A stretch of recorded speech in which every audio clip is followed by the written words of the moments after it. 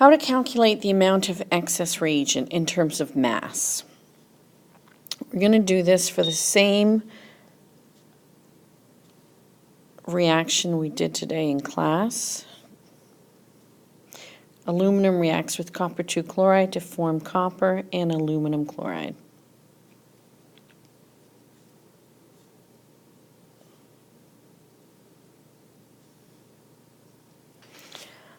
Okay, to do this, you know that all of your limiting reagent gets used up, so there's no moles of it left at the end.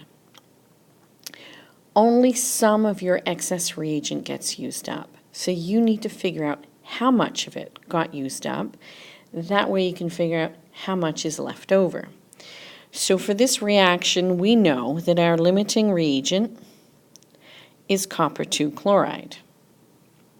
So we also know, because we've already done these calculations, that we have 0.003793 moles of copper 2 chloride.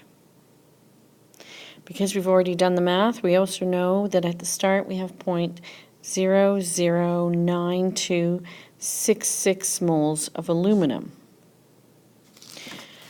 So in order to figure out how much aluminum is left over at the end, we need to figure out how much of it gets used up.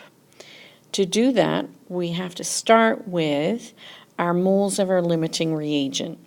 So we take the moles of the limiting reagent, because we know it got all used up,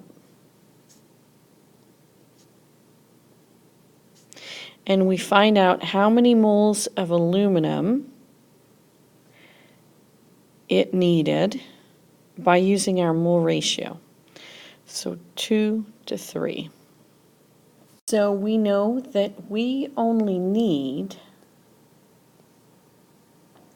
0.0025287 moles of aluminum. However, this is how much we have, this is how much we used. So the difference between these two numbers will be how much we have left over. So 0.009266 minus the amount used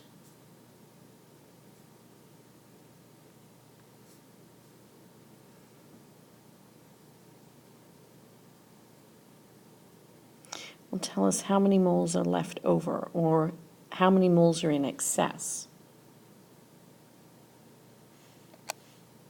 So we have 0.006737 moles left over.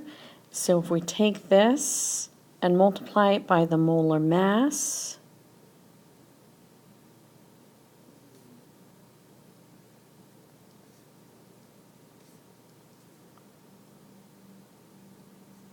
of aluminum, that will tell us how many grams we have left over.